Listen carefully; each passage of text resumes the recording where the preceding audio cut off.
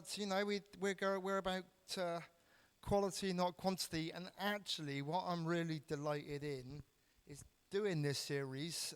The talk that happened yesterday morning has already been viewed 120 times on YouTube already. So I don't know where tonight's talk is going to land. I said to Steve, I don't know where it's going to land next month. I don't know who's going to listen in 4 months' time and say, actually, that guy who spoke at that church that day, I don't know who he is, but he told my life. And he spoke into something and he said something that I needed to hear. So that's why we do this. Our stories are like the only things that we've got. There are highs and there are lows. There are good bits. There are bad bits. There are definitely brush over bits. But our stories are our stories. And people who come to church, people who are in and involved and around church have a story to tell. So I'm going to invite my friend Steve up tonight, and Steve is just going to introduce himself, and he's just going to tell you his life story. It's like watching a real life audiobook, and he won't be offended if you fall asleep.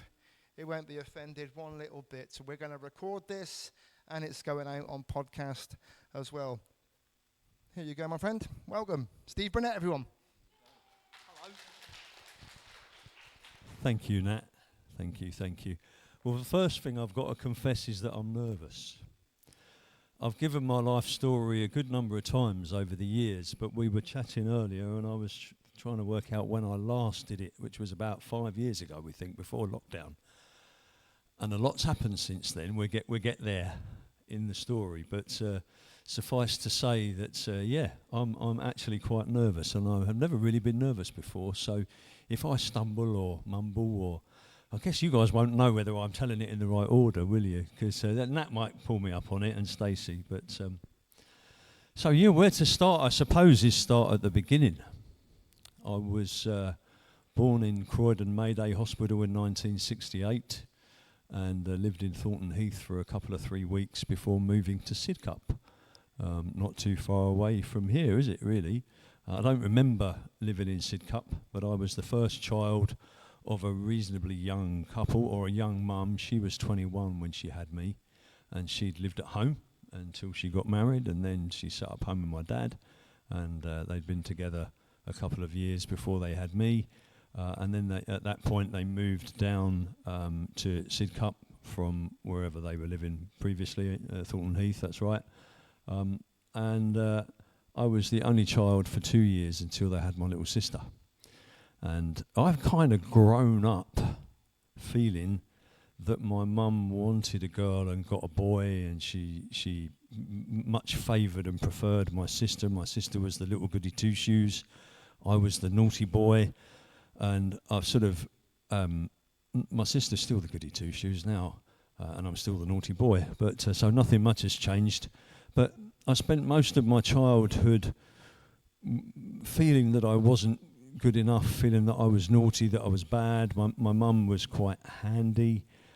She found me difficult to cope with. I was always fighting. I was frustrated because I've got very bad eyesight. I've had correction surgery done and new lenses put in, but when I was young, I was the kid with the thick National Health glasses, with a patch over my good eye, walking around in circles, bumping into things.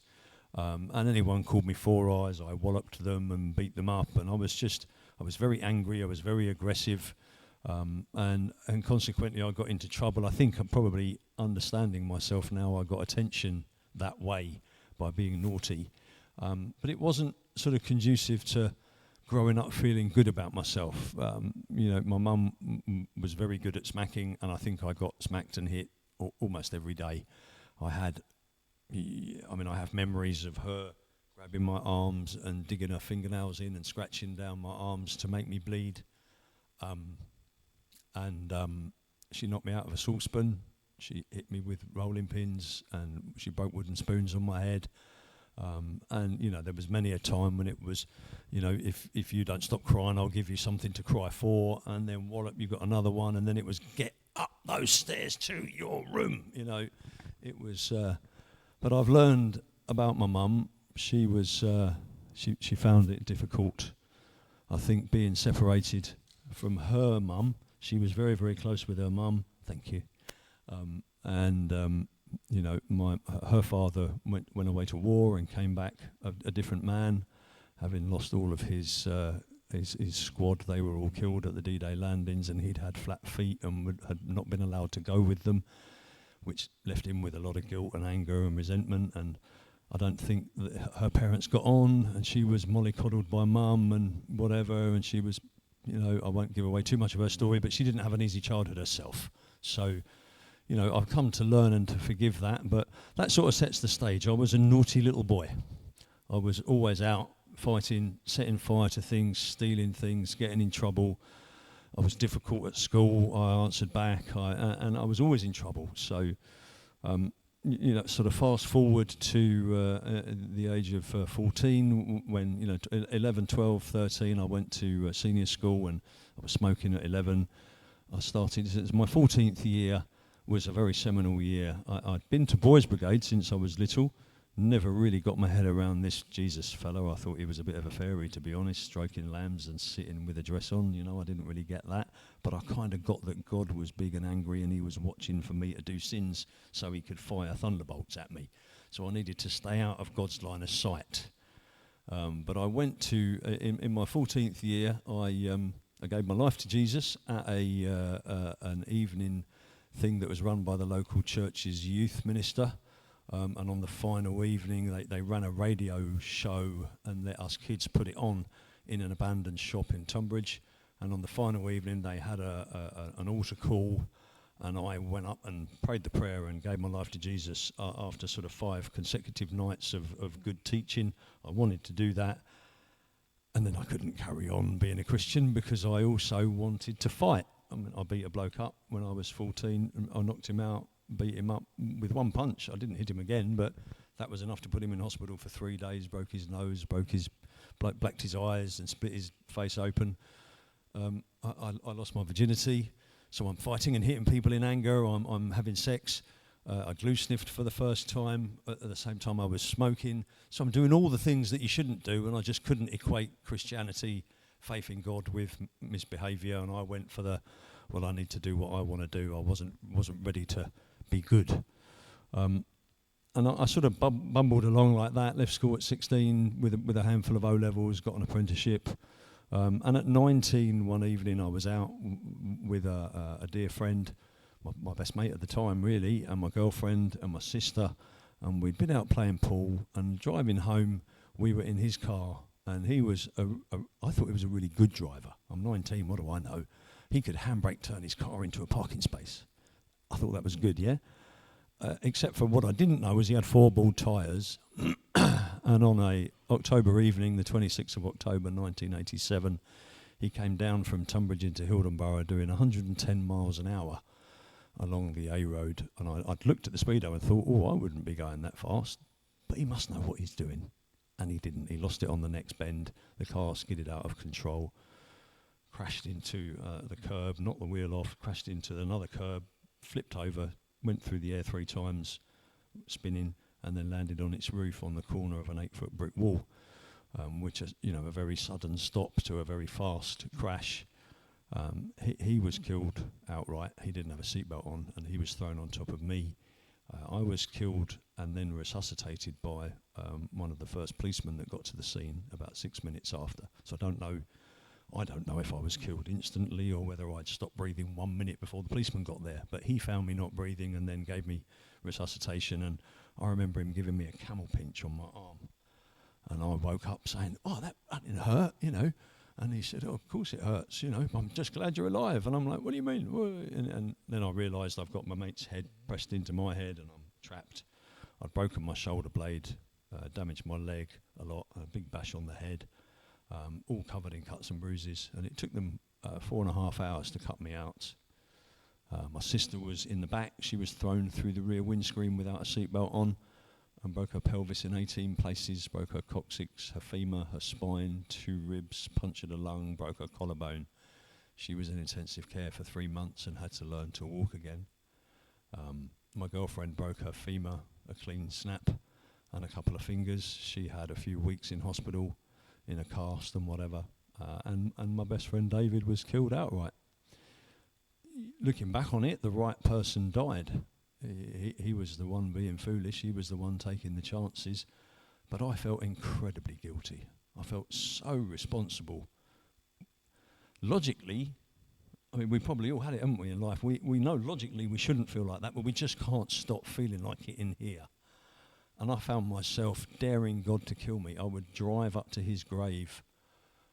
He told me once that he could do the journey from the village he lived in to my house in 21 minutes. And I had a 2.8 injection Capri, and I was trying to beat that time. I did beat it, but I took every chance. I was just daring God to kill me, overtaking on blind bends, Browser Hills. I never crashed. That car was never coming the other way. And I would sit at his graveside crying all night until the dawn. Night after night. You're 19. What reference points have you got for dealing with, the first absolute roundhouse right hand that life ever threw at me, really, just out of nowhere? I'm in a car, and then suddenly my best mate's dead on top of me, and everything's gone wrong. I dumped my girlfriend. I couldn't talk to her. I couldn't deal with her, and it just completely knocked me off track. And I just was a wounded, injured person, not knowing how to heal. I didn't know where to get help. The insurance claim wanted me to go and see a psychiatrist in order to make I got £1,500 for being in that incident from his insurance, but they didn't. They said, how are you doing emotionally? I said, fine, and they said, oh, that's good. Tick.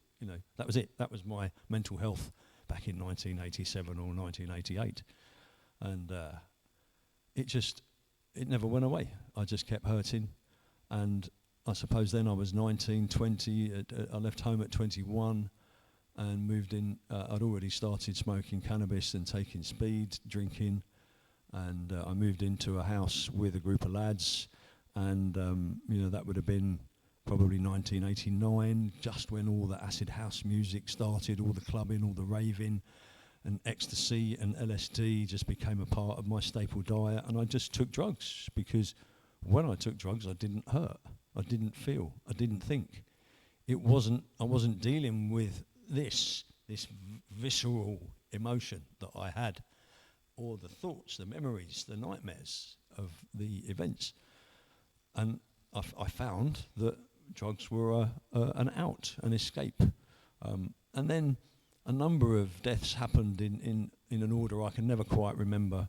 But my oldest cousin, who I really looked up to, he'd been in the Royal Navy. He was like 6'4" and built like a tank, and he was in the Royal Tournament. He ran up and down with the big gun, taking it apart and putting it back together again. I mean, he was a man amongst men. And then when he left the Navy, he'd got a job in sales, selling computers. He had the most wonderful Mercedes with all big wide wheels. He let me drive it when I was 14. This was what a great, good cousin I had. And he got home on a Friday and climbed up in his loft, tied a belt round his neck and jumped through the hatch, hung himself. And why? Why would you do that? I know now as an adult, but as a 21 or 3-year-old or something like that, my big cousin, I loved him. He loved me. And he hung himself. He didn't talk to me. He didn't explain. He didn't leave a note. He didn't tell anyone. He just hung himself on a Friday. And then a couple of years later, my other oldest, another favourite cousin, I have 4 boy cousins, and another one of them from my other auntie, he got killed in a motorbike crash. And it just sort of, it was a left, and then it was a right, and then it was a left, and all I did as I hurt more and more was take more and more drugs and party more and more and go clubbing more and more, and it sort of coincided with, in the 90s, clubbing and nightclubs and raves and stuff taking off, and I just became a regular on that scene. Every Friday, every Saturday, every Sunday.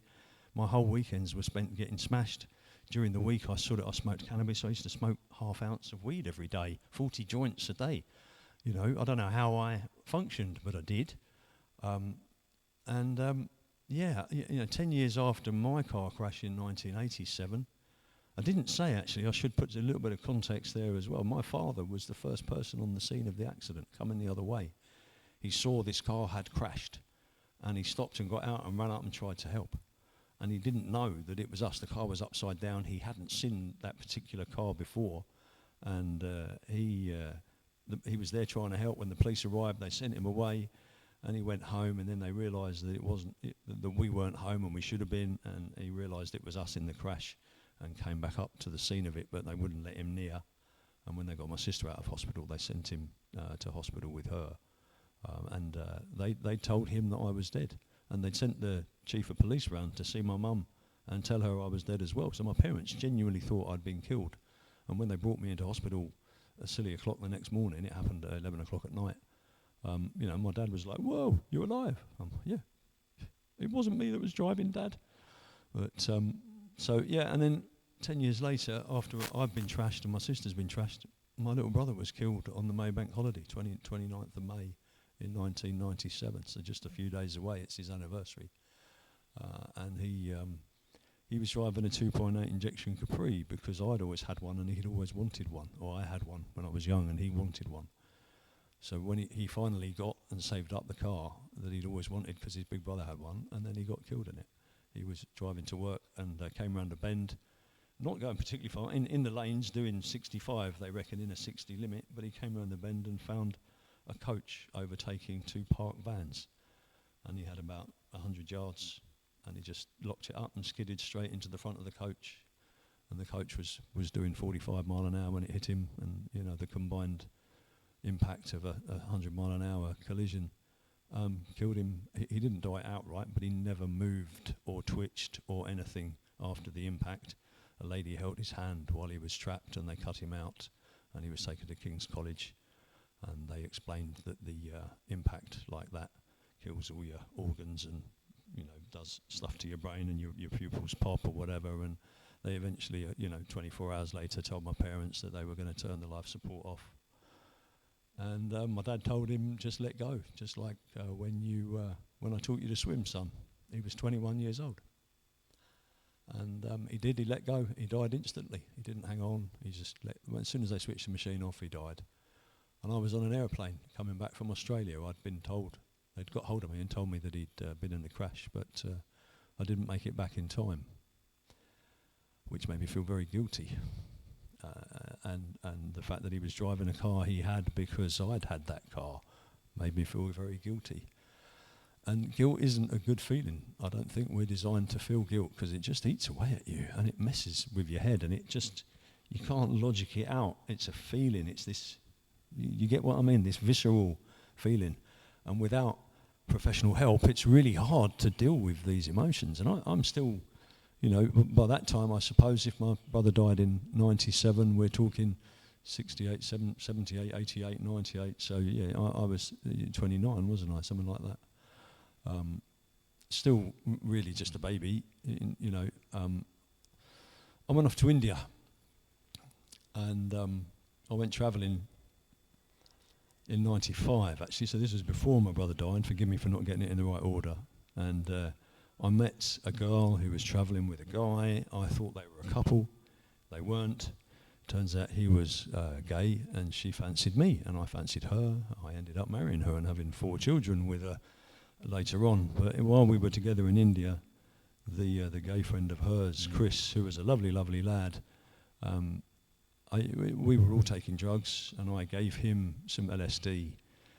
Which he wanted, so I supplied him with the drugs he wanted to take, but he lost the plot and overdosed and didn't deal with the LSD well at all, and he disappeared after a few days. He never came down. Normally, if you take drugs, those of you, maybe some of you have tried them, hopefully not still doing them, but you get your high and then the effects wear off after a period of time, hours or minutes or whatever it is you're doing.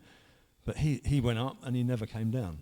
And after 3 days, it was driving him mad and he disappeared. And after a week, we went and saw the police and they said, well, we've got a white Western male with no tattoos who's about 6 foot tall in the morgue.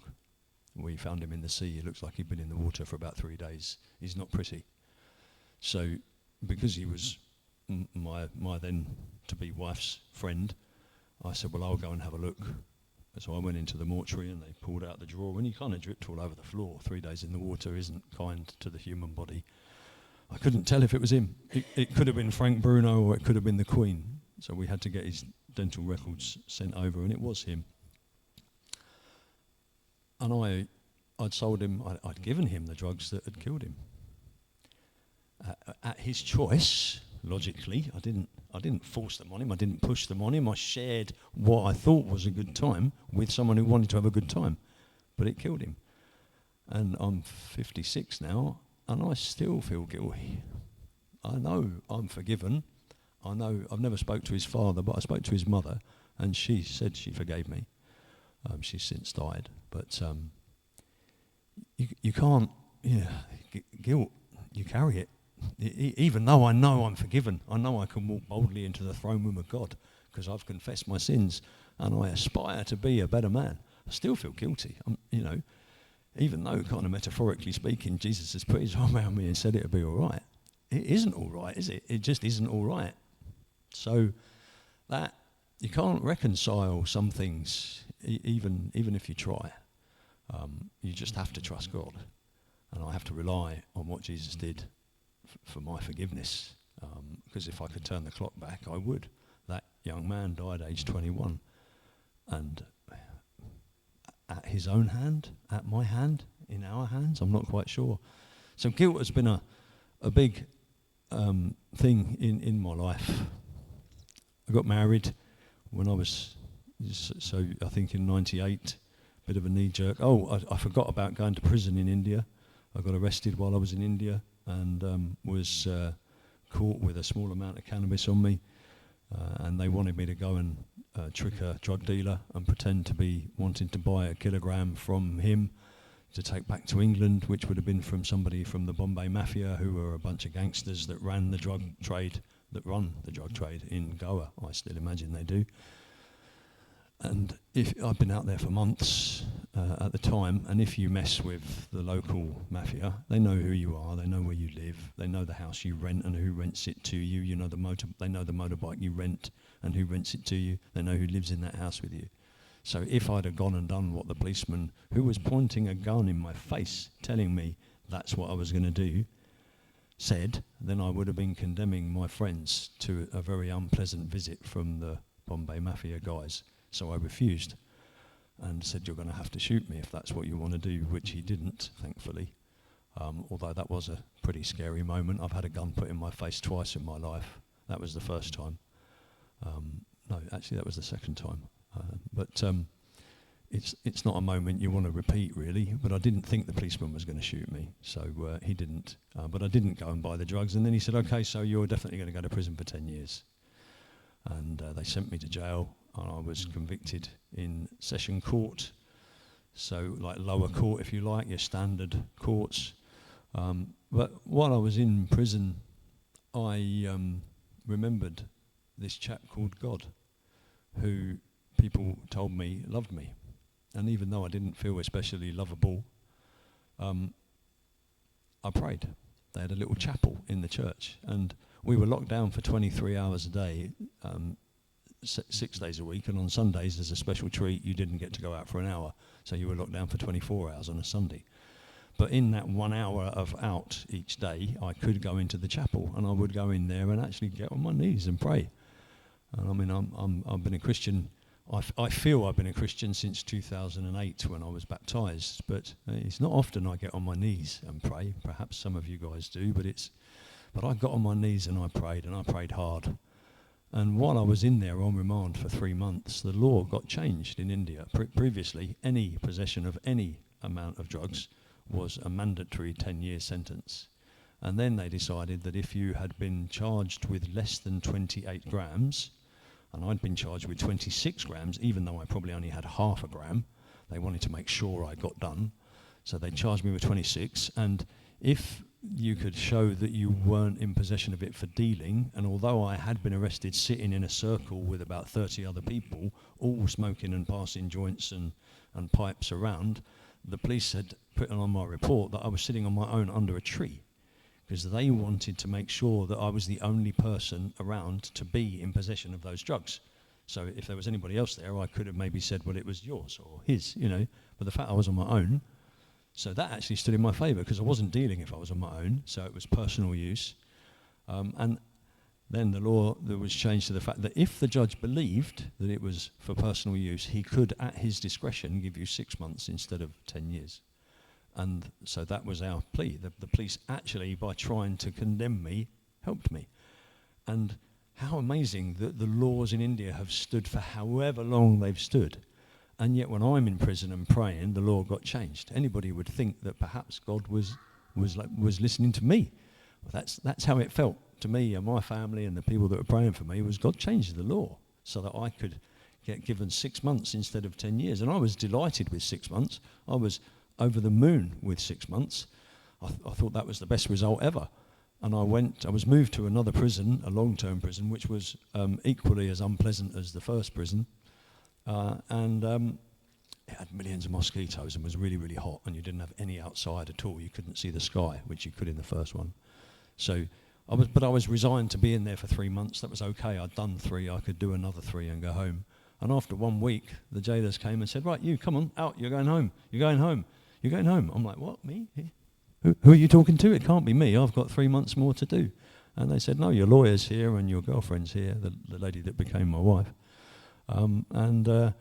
It turns out before I'd gone travelling, I'd had a friend, a business friend in London who was an Indian gentleman, Raj Sharma.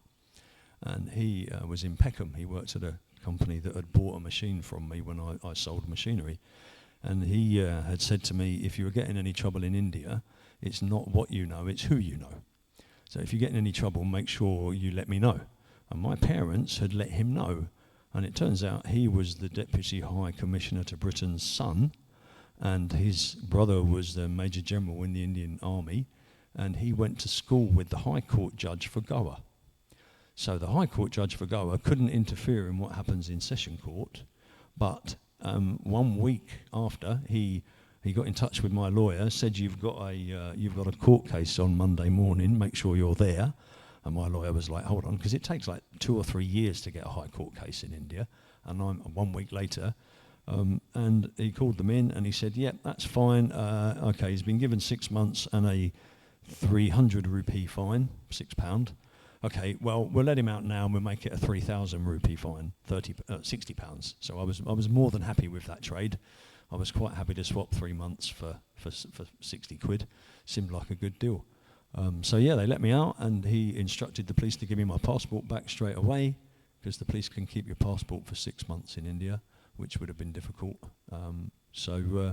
Yeah, they let me out, and I flew home the next day, and I praised God, and I decided I would never ever deal in drugs again, which I never did, and I decided that I would be a fantastic Christian, and I failed miserably at that.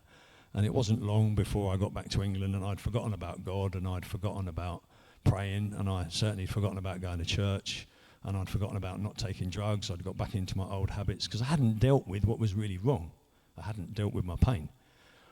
So I got married and we had children, and I started a business, and my life carried on, but my pain was still there, and I discovered this drug called cocaine, and I was taking lots of cocaine, and in the end, so I'm trying to think if there's anything else I need to sort of put in.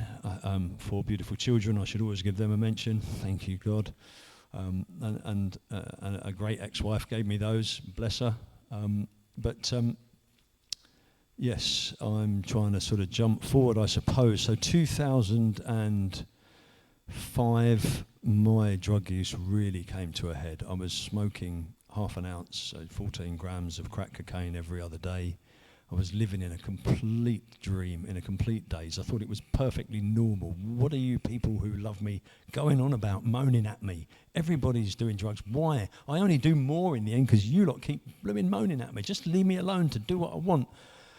What do you mean it's unreasonable to go to the PTA ball when my wife was the chairperson of the PTA and snort cocaine in the toilets and come out and not be able to speak? I mean, doesn't everybody do that? I was just in a complete fantasy world.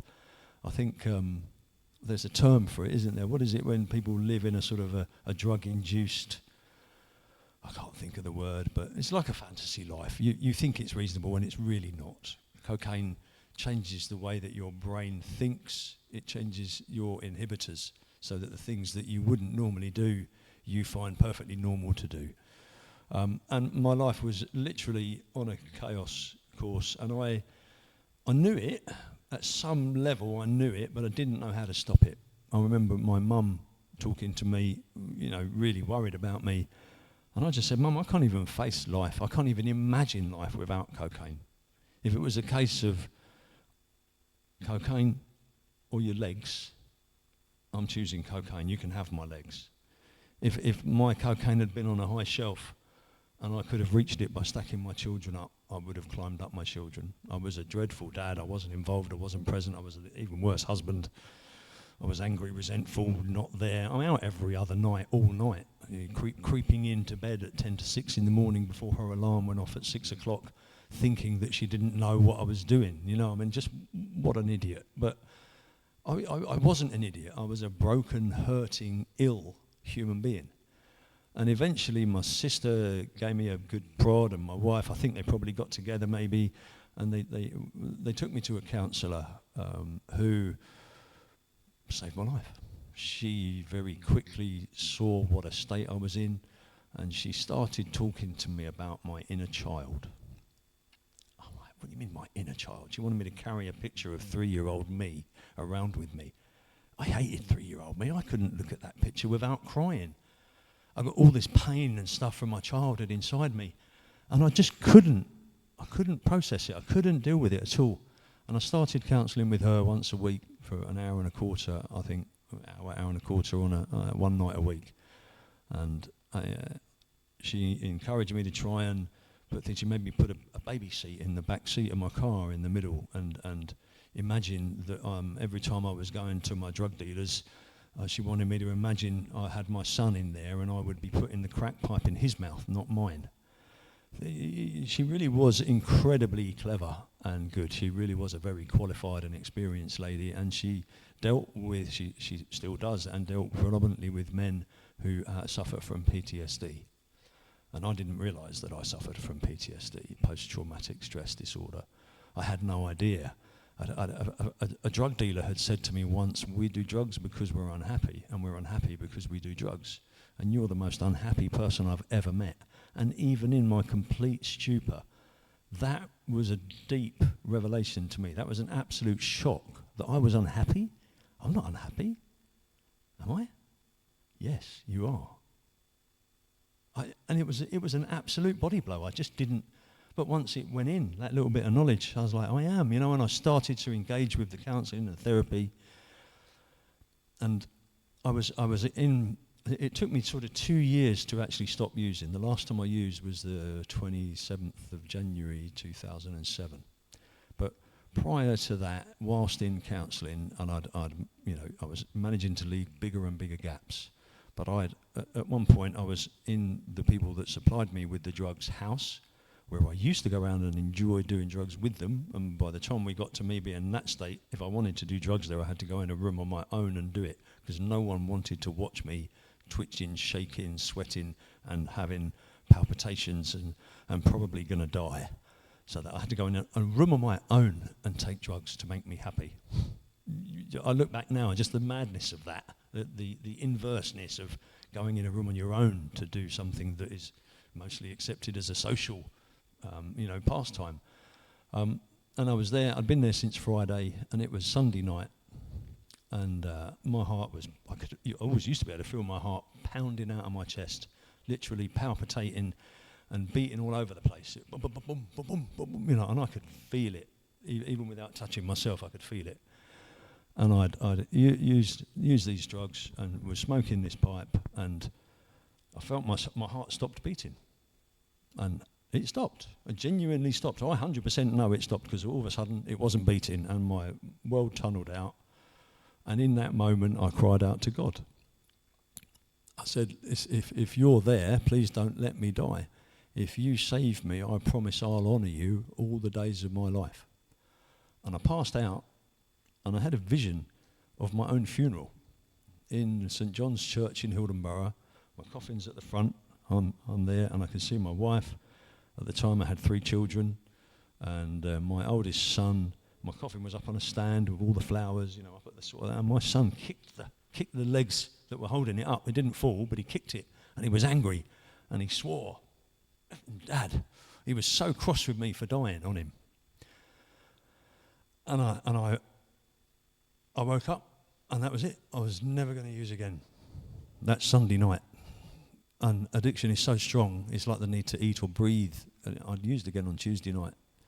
But I'd promised God, and I'd finally got to the end of my tether. I'd got to the brick wall, and I'd cried out to God. And although I forgot my promise, he didn't forget his. And he mobilised an army to save me.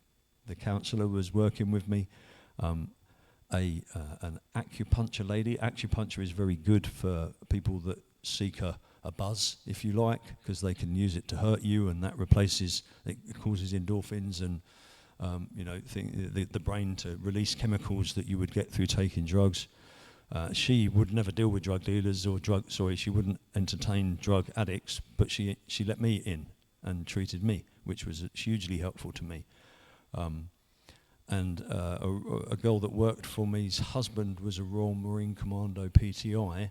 He'd seen me, his wife's boss, smoking crack off a Coke can at our Christmas party. I mean, and he just was astounded at this. It's the boss, and he's smoking crack, and it had been eating away at him, and he just decided that he was going to do something about it. So my wife started letting him in. I'm coming home from being on a big session at night, and she's letting him in at 6 a.m., and he's coming up to the bedroom. And it doesn't matter that I was bigger than him. I don't know if any of you have met a Royal Marine Commando. You kind of can't argue with them. It doesn't matter what you do or say. They just kind of persist. They are absolutely dedicated to their mission, and you swing a punch at them and they're not there, and you try and push them over and you end up falling because they've moved. You know, whatever I tried, crying, screaming, shouting, anger, everything, nothing worked. This bloke would not leave me alone. He kept coming in my bedroom at 6 o'clock in the morning and dragging me out of bed and taking me down the garden and making me do press-ups and squat thrusts and jumping and running and carrying heavy things. And gradually we got there. And like I say, January 2007 was the last time I used. You know, thank God. Thank you, Sarah, my counsellor, and all the people, my family and friends. You know, everybody rooted for me. But it's the hardest thing I've ever done is given up. You know, managed to break that addiction. And after in the months that followed, I started feeling like I'd forgotten something. You know, if you go out and you think, have you left the door unlocked, or did you leave the fire on? Or have you left the fridge door open? Is it all going to melt? You know, that kind of, there was a nag that just wouldn't leave me alone. And I kept feeling like I'd missed something really important because I wasn't even thinking about or talking to God. And in the end, I was thinking it's God. It started to happen. I was watching an episode of Songs of Praise completely randomly. I never watched Songs of Praise, but I watched it, and what Nat said about testimonies at the beginning. There was a guy on there that had his own business. There was another guy on there that had been a drug addict. There was another guy on there that had a life that made him feel incredibly guilty. There was somebody else whose family or friend had died. And it was like each one of them had lived a little bit of my life. And they all then gave the glory to God. And I was like, yeah, I'm not sure about God though, you know. Jesus is a fairy and God's angry with me. I'm not sure I can really go and talk to either of them, you know. But in the end, I went to see the vicar that had buried my brother and married my wife and I, and he's a lovely guy, Brian Senior. And I asked him what he thought, and he pretty much summed it up and said, listen, if you want to find out what God's saying to you, go to church, read your Bible, say your prayers. Seems pretty simple, doesn't it? I was like, I don't really want to do any of that, you know. And he very wisely said, well, I'll tell you what, if you're not ready for that, would you think about going to a home group? What's a home group? I don't know. He says, well, it's like 5 or 6 people, maybe 10. They meet, they have a meal together once a week, and they chat about each week and whatever, what's been going on, and then they might look at the Bible and study a bit of a verse or something, and then talk about it, and they say a prayer at the end. I'm like, don't know about that. But he gave me the name and number. And then I went to a VW festival, and I met a hippie couple who were selling all sorts of Indian clothes. And because I've been to India, I was like, I recognise all this stuff. What do you do this for, you know? And they were like, we do it for charity. We run a street kids charity called Street Kids, and we help rescue children from abuse. And, children that are in India, people kidnap and steal children and chop their legs off and then put them out begging. I mean, just horrendous. This happens, I guess, around the world in places with deep poverty. And these guys would rescue them and then put them into the care of a church or somebody Christian, and those children would be brought up safely and educated and whatever. They have a school, Little Angels in India, where lots of orphans go, and so they're a really good charity. And I was like, oh wow, that's really good. And I was puzzled that everything was sort of half the price it ought to be. And they said, well, we're not in it for profit. We're just in it. All the money goes to our charity. And I gave them 20 quid and I took a leaflet. And when I got home, I chucked that leaflet on the dining table. So I've got the phone number for the home group and I've got this leaflet, and God's still sort of pressing me. And I looked at this leaflet one day and I thought, I don't know, I'll give them a call. I've no idea why I wanted to phone them, but I picked up the phone and I rang them. And I said, I don't know if you remember me. And I didn't even get my name out. And he went, Steve, yeah, I remember you from the VW show. God told me you were going to ring. I nearly put the phone down. I was like, whoa. I said, he did? He said, yeah, he did, yeah. He said, you're going to come to the Philippines with us. You're in rubbish, aren't you? I told him I had a waste business. And we've got involvement with a charity over there that's on a rubbish dump. And you really got to come with us. And God's told us you're going to come. I'm thinking, okay, I don't even know you people. Why don't you come down and have dinner? Come and stay. And I thought, I did. I went down and they were lovely. And I went to the home group.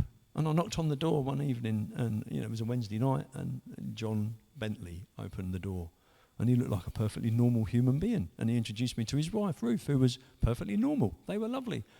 They weren't wearing sandals, and they didn't have hairy toes, and they weren't sort of weird and, all Christian. They weren't wearing robes or singing songs in lines or anything like that. They were just nice people. We had a nice dinner.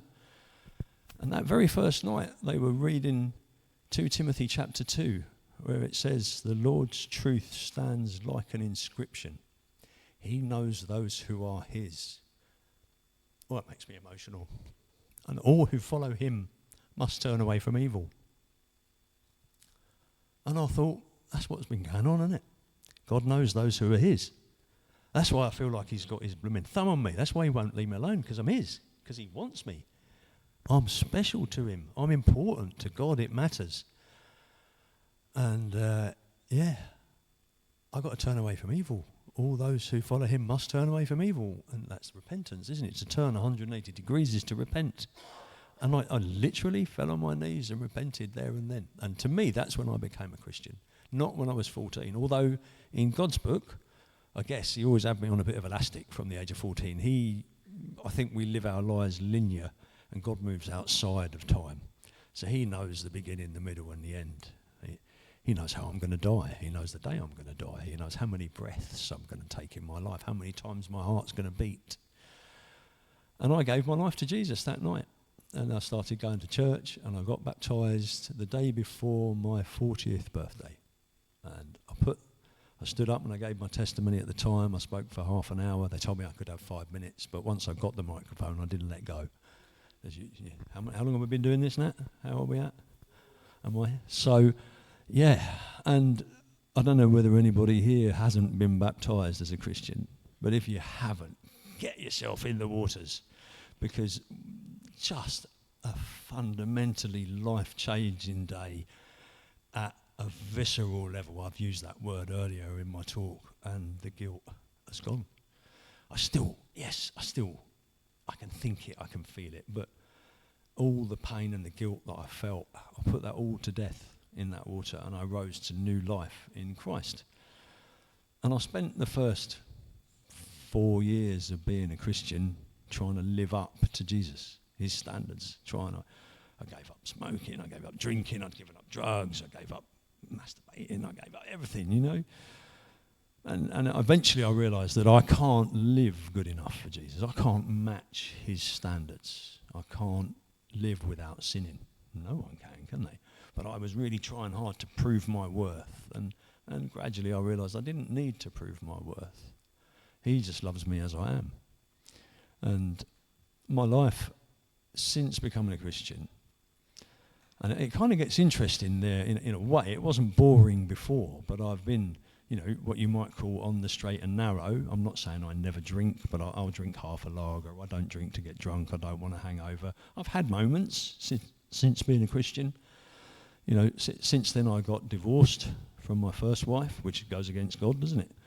And I felt for a very long time that I was very guilty, and the Bible says you mustn't get divorced, etc., etc. But we're talking about a God that loves me and wants me to thrive. He also wants my now ex-wife to thrive. He wants my children to have a great life, and a life in a marriage where mum and dad get to the point where I was so unhappy in 2015 being married to her. I don't want to give her a pasting. We did marriage so badly, and we could never heal from the lack of trust and from the damage I did and from the inherent issues she brought from childhood and I brought from childhood, and it just wasn't working. We tried everything. It was never going to work. We were both miserable, and in the end I pressed the eject button. It was one of us was going out the third floor window. I was either going to get angry one day with her and lose my temper and throw her out the window, or I was going to wake up one morning and not be able to face the day and literally climb head first out the window. And I'm not exaggerating, my mental health was in a dire place in 2015. So I did press the button, and I've never regretted that decision.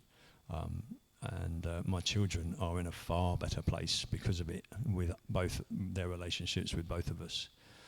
And I don't think God wants us to get divorced, but if it's actually causing us harm to be in that marriage, if I have to face up to God and he says you shouldn't have got divorced, I'll say, I'm sorry, God.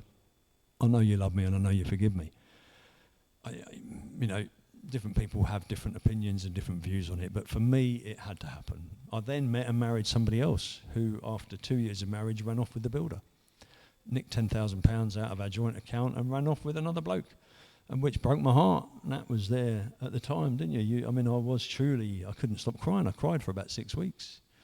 And it was absolutely horrendous. But I learned and I lived, and I now have a lovely partner. We're not married, so I'm living in sin. I'm standing up here at the front of a church speaking to you about God, and I'm living in sin. But I don't know. I sort of justify it to myself. Was marriage even marriage when Jesus was around? Was it like that? I don't even think that marriage was marriage before the Victorians. Was it? If you look back historically, I think people were betrothed or whatever. Well, I'm absolutely, totally, 100% committed to my partner. I'm not saying we've had an easy ride, but I don't want to be with anybody else. I'm not unfaithful to her. I don't look at any other women. I don't chat them up. I don't do anything wrong like that at all. And I absolutely love her. We've come through all sorts in this last couple of years. In particular, it's been incredibly tough because I guess I'll jump forward to October 22 when I went to the dentist. And during my checkup, I mentioned to the dentist that I had just a little sore spot on the back of my throat, on my tonsil. I've got obstructive sleep apnea, severe. I had to wear a mask, and I hated it. And hardly ever wore it, but apparently I'm claustrophobic as well, so I was always having dreams about the mask. I felt like someone's hand on my face drowning me. So I very rarely wore it. I lost lots of weight. I was 19 stone in 2018 when they told me I had sleep apnea, and I'm 14 and a half stone now. So, I thought it was just a little bit from where I snored. And I said to the dentist, I said occasionally, like once or twice a month, when I brush my teeth and then cough and spit to clear my throat, there's a little bit of blood. So we're not talking about the blood from around your gums. We're talking about the blood from when you cough and spit it out afterwards. And she, had a look, shone a light down. She said, I can see a tiny little blemish on your tonsil. She said, I don't like it, but I'm going to, I'm not sure, but I'm going to send a referral to the dentist. I can send you straight, not to the dentist, to the hospital, to the surgeon, head and neck cancers. I'm thinking, They ring me the next morning at 9 o'clock. I'm like, okay, this is quite urgent, isn't it? And they wanted me to go that day. And I couldn't. I had a business appointment. So I went 2 days later, and they put a camera down, and the guy, the surgeon, the chief guy, the head of head and neck cancers in the whole of the southeast, he says, I think you've got throat cancer. I'm going to need to prove it. So we'll have to do lots of scans and biopsies, and but over the next 6 weeks we'll work on you that way. But I'm pretty sure you've got throat cancer. And I'm like, oh, I wasn't expecting that today.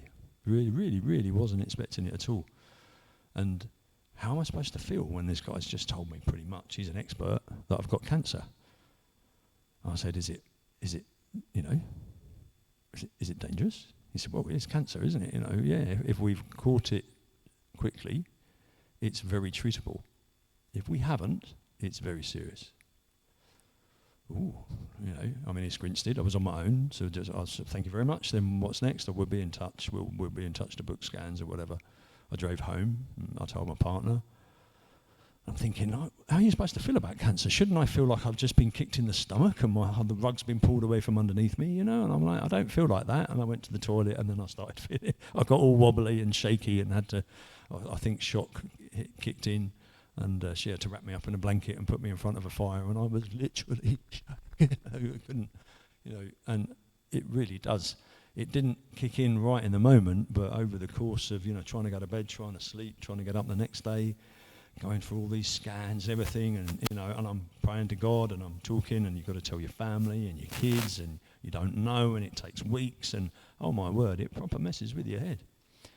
And then they do all of this, and they say, yes, you've got cancer. We think it's from the scans and everything like that. We won't be able to tell you for sure. We think you've got probably stage 2 or stage 3 throat cancer. Okay, because I kind of, you don't want to go on Google, but I'm pretty aware that stage 3 and stage 4 are pretty serious, and much more than that, and it's pretty much over, isn't it? So I don't want to be blasé about it in case anybody here is suffering or has suffered, 1 in 2 of us now deal with cancer in our lives personally, which means almost all of us deal with cancer in our lives for people we love. It's absolutely terrifying. I love God. I know I'm going to heaven. I can always raise my gaze and look. I truly, truly believe I'm going to heaven, but I don't want to go tomorrow, or next month, or next week. I've got kids. And in the end, you sort of think, it's the uncertainty, it's the not knowing. And, Nat and I used to train with a guy at the gym prior to lockdown, Ian King, who we got locked down in April. He got diagnosed with cancer in April, and he was dead in June. And when I was a kid, my next door neighbour got cancer and died within 6 weeks. And you're thinking, have I got 6 weeks? Is this me? I don't know. As it goes, I went in for surgery on the 5th of January 2023. Well, actually, I'll jump back. I was due to go in for surgery just before Christmas, and I was there overnight. They had me in the morning, and I had flu. The anaesthetist, I knew I was ill and coughing and spluttering. I didn't know I had flu, but they tested me, and the anaesthetist said, no, we're not operating on you today. And my partner, Victoria, she was also just as ill as me, but she was at home in bed. So I came home, drove myself back home, or got a lift or whatever, I can't remember, but anyway, I got back home, and she was really poorly, coughing and spluttering, and I was like, okay, I'm going to go out and get you some medicine. And while I was out, she decided she was freezing cold to get herself in the bath and try and warm up. And I got home, 45 minutes or something later, and she's floating on the top of the water in the bath with just her nose and her mouth out of the water like that. And she could hardly breathe. She was literally...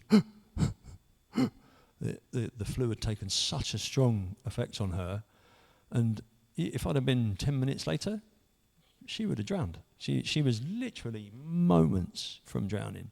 And I quickly grabbed her out, towel dried her, told her I'm taking you straight to the doctors, rang the doctor's surgery, told them what, they said they'll be waiting, straight in with her. They put the oxygen thing on her finger, and her blood oxygen level was 70. And anything under 90 is cause for major concern from your organs failing. So he literally rang A&E and spoke to them and told me to get going. By the time we got there, there would be a nurse waiting in the car park, go around the ambulances and just go straight in, and they got a straight in on, and they saved her life.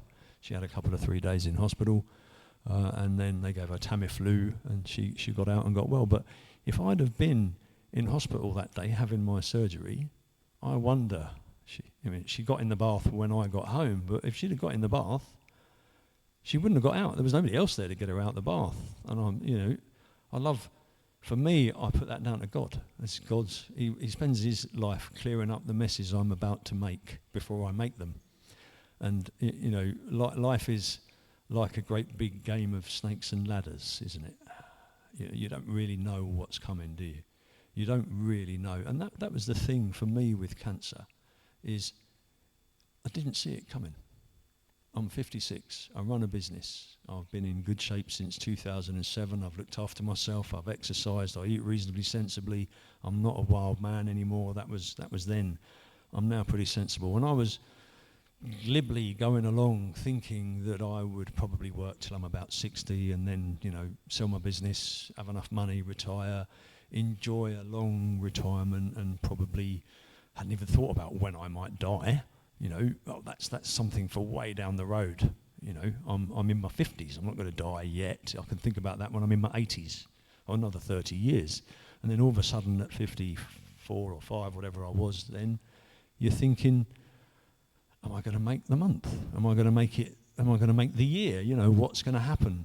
And I'm still, they operated on me on what was supposed to be 2 hours to take a tonsil out, ended up being 10.5 hours to take out my soft palate, lots of the soft tissue around the top of my esophagus, behind my tongue, behind my gums, in the roof of my mouth.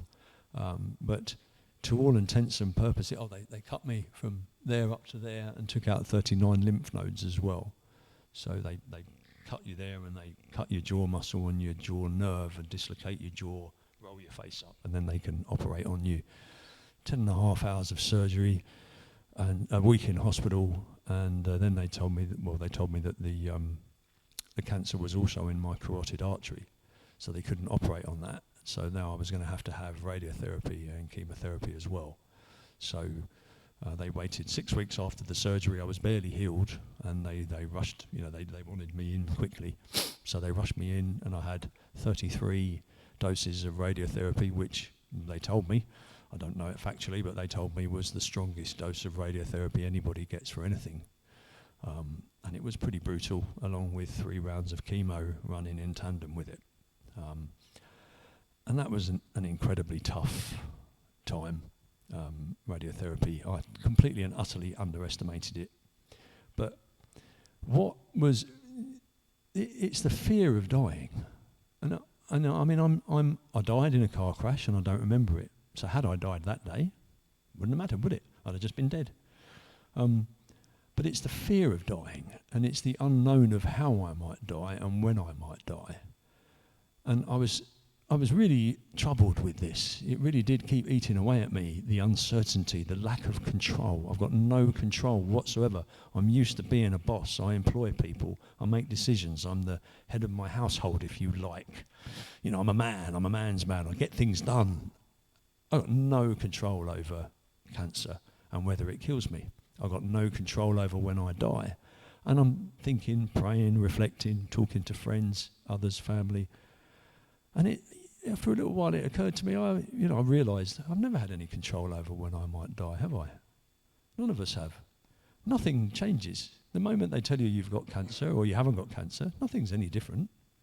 Actually, fundamentally, you still have no control over the moment you're going to die. What you do have control over is how you live and the way that you decide to respond to that knowledge. And when I worked out that I did have control, I have control over how I decide to respond to this seemingly new knowledge that I've actually realised is knowledge I should have had all my life. I don't know when I'm going to die.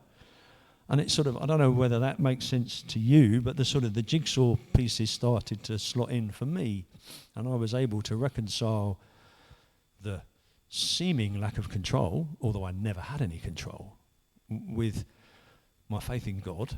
And I decided that the very least I was going to do was show my children how to die with faith, courage, and bravery. What else can you do? If it is my time, that's what's going to happen. I don't believe it's my time. I don't feel like it. They told me I was stage 3. Then when the lymph nodes came back with no cancer in, they downgraded me to stage 2. They give me a 75% chance of 5 years survival. That's a little bit sobering as well, isn't it? You're sort of, 75%, that's good. Actually, if there's 4 of me in a car and we're driving for 5 years, at the end of 5 years, one of us is going to have died of this cancer. Okay, I don't really want to be in that car. I'll walk. I've got no choice, really. All I can do is do my bit. I rely on God to do his bit. And I was thinking about it. One of the things I thought about is Jesus was born a man, truly a man. Not like, he is God, but he was truly born a man. So in my head, and maybe I'm not entirely right or wrong, I don't know, but to me, he was absolutely, completely and thoroughly a man. But he entirely, completely and utterly trusted God and was willing to do his will. And that led to a completely terrible death, age 33. He didn't get to live life in all of its fullness to the age of 85 or 140 like Noah, or whatever it was, 350 like Moses, or which I've got my names and dates wrong, on times wrong, but you know what I mean. He didn't get to live centuries like some of the guys in the Bible, the Old Testament guys. 33. And when he died a horrible, horrible death. More pain than I would experience in a lifetime, I think. Being flogged and flayed and everything, Becoming a Christian is no golden ticket, is it? It's no promise of anything. Nowhere in the Bible does it say you're going to live a long and healthy life and be free from illness. It says in this life you're going to have trouble. The only thing in this life that matters was Jesus who he said he was. I'm kind of reaching the end of my story and trying to sum up my conclusions, really. I did actually, I'll jump back a little bit. A dear friend of mine from childhood, when I'd heard I got cancer, and I decided I would share it with those that knew me and loved me and talk about it on LinkedIn, where I'm very active through my business. I had 845,000 views on a post. I went viral with cancer and faith, which was great.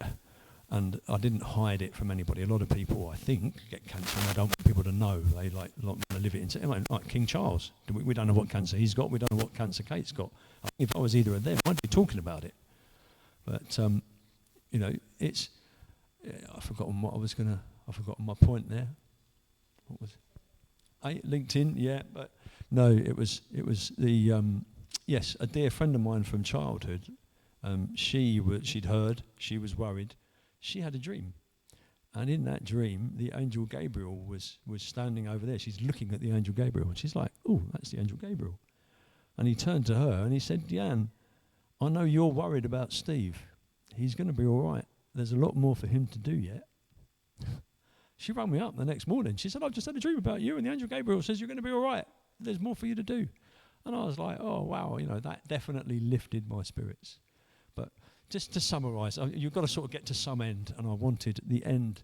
The thing that my life has made me realise is it doesn't really matter how we die, when we die. It didn't matter to Jesus as such. His death meant everything, but he didn't get to live 85 years. He didn't get a peaceful death. You know what I mean? He got as bad as it possibly can be, and a very short life. So what right do I have to expect to live for any given amount of time? So I can forget that. It doesn't matter. I've already exceeded my expectations, if you like. I've skipped death on numerous occasions. I'm going to write a book when I retire. It's going to be called 9 Lives, because I know the 9 times I should have died and didn't, from being born back to front, upside down, with the umbilical cord around my neck 3 times, and a knot tied in it. I had actually tied a knot in it. And yet I still managed to survive that birth, which, historically back in the 60s was pretty unusual. And car crashes and drug overdoses, and I was on a building site in Hong Kong building the airport, and somebody over there was using a great big digger to drill through concrete footings so that they could smash the concrete up. We're talking concrete footings sort of as big as half of this building, and the rebar that was in it had been trapped, and when they drilled it, they released the rebar, and the bit of rebar went like I don't know, 100 foot long or something, and it shot down there and it went bang, right on my steel toe cap and bent it into a V. And I'm just stood there going, if I'd have been there, that bit of rebar would have just cut me in half, and I was just there instead. I don't know why I didn't die that day, because I wasn't stood there, I suppose, but I'm going to write that book one day. But none of that really matters. What matters is Jesus. And if there's one thing I tell my kids, this is my theory on faith. Nothing else matters. Don't get hooked up on the big questions about why do people die young? Why do people suffer? Why do people get ill? Why is there cancer? Why doesn't God do this? Why didn't he save my brother? Why didn't he do this? Why did I suffer that? Why did I go? No. None of those questions really matter. They all kind of matter, but what really matters is, was he who he said he was? That's the only question that matters in this life, in my humble opinion.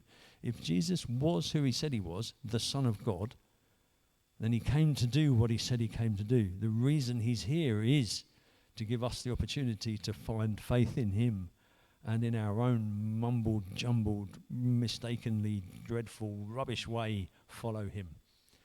And if that's the case, that's all that matters. Because if he isn't who he said he was, I guess nothing matters. And that's the reason why he was who he said he was, because I can't believe in this life that nothing matters. Life matters, death matters, family matters. So many things matter, but nothing would matter. We'd be like a pride of lions eating each other's young to be in charge, wouldn't we? We're human beings, we're sentient, we feel. If you've been there when someone dies, it matters. If you've been there when someone's born, it matters. These things touch us. So the only thing is, was Jesus who he said he was? I truly, absolutely, at 56 years old, through a life, we've all had life experiences, and it's not a competition, and it's not about look at me or anything, but through a life that has had lots of trauma and events, here I am at 56. I think I'm probably the best man I've ever been in my life at this stage. Not blowing my own trumpet, but, I understand a lot more than I ever did. Maybe I'll understand a lot more in 20 years' time, and all that matters is, was Jesus who he said he was?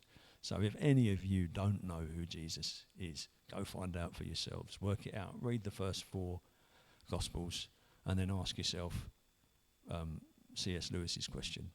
Is this bloke whose words you're reading recorded by these 4 very different people that recorded his life, Matthew, Mark, Luke and John? Is he a Lord? Is he a lunatic, or is he a liar? And my conclusion when I ask myself that question, well, he's not a lunatic and he's not a liar, so he has to be. Well, there's no other option, is there?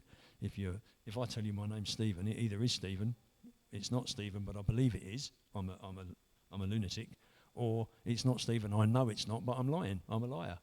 So there are no other options. Is Jesus who he said he was? That's the fundamental question in life. I guess I'd like to leave you with that question. I don't know.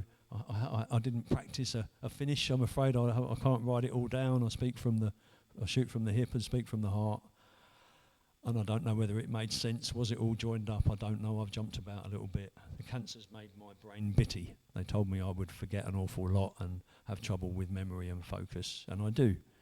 I'm not quite the man that I used to be, but I'm still a very grateful, very happy, very alive man, with every intention of staying that way and every bit of gratitude to God. I couldn't possibly do life without him. And if any of you are trying to do life without him, or your friends and your families are doing life without him, then maybe sharing this video, or maybe Duncan's video from Saturday, or a breakfast date with Nat, or a play date with Stacey and the kids, or whatever. But this is the good news, Jesus is the good news, and I encourage you to share it. I encourage you to believe it. I'm going to shut up.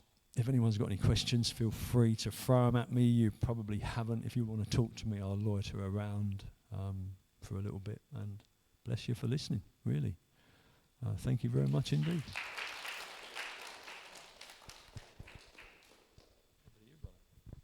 Thank you very much. And yes, as I say, please do grab Steve. The reason we're doing this is because wherever it lands, we just want to plant the seed, and wherever it lands. So I just want to thank you all for taking time to come out tonight. Thank you for those who are going to watch in tonight or some point retrospectively in the future. And if there's anything that Steve said that actually you really really resonated and really just hit something, then do make sure that you speak to him before you go. Safe travels home, and until we meet again, look after yourselves and each other.